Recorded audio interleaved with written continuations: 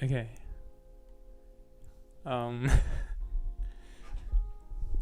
Hey guys. Okay. Hey guys. We're going to learn about pronouns today.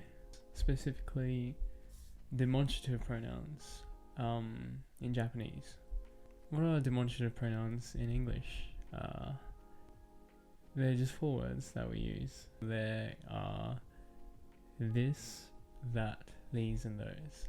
So when you're pointing out things that are close to you, you use this, yeah? And if it's far away, you use that. And if there's more than one, you use these and those. And in Japanese, it's pretty much the same thing. It's a bit more difficult, a bit more complex, but that's why I'm here to teach you.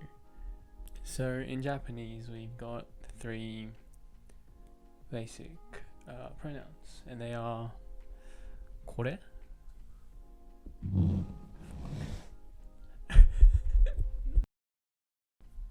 Okay, so when we are using these pronouns, we are normally talking to someone, and so that's why we have 3 distinctions of these pronouns. And for the first one, kore, this one is used for things that are close to you as the speaker. Say you want to say this. This is a pen. In Japanese, we would say kore wa pen. So this is a pen. And so the next step is sore. And sore is used when you're pointing to something that is close to the person that is listening to you. Say I'm talking to you, and you have this pen, and I would ask, or I would say, sore wa pen.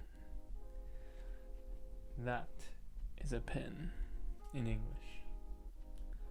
And for this last one, we use are, and are is used when you're pointing at things that are far away from the speaker and the listener.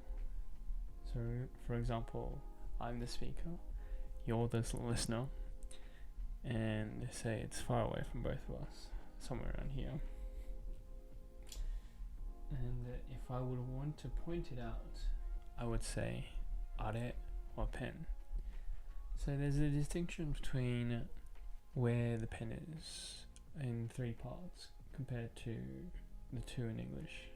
So not just things that are close by and far away, but things that are close to me, close to you, and not close to either of us.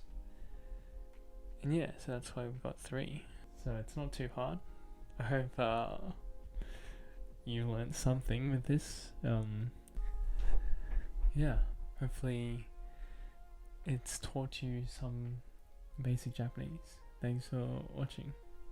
Bye bye. Bye bye.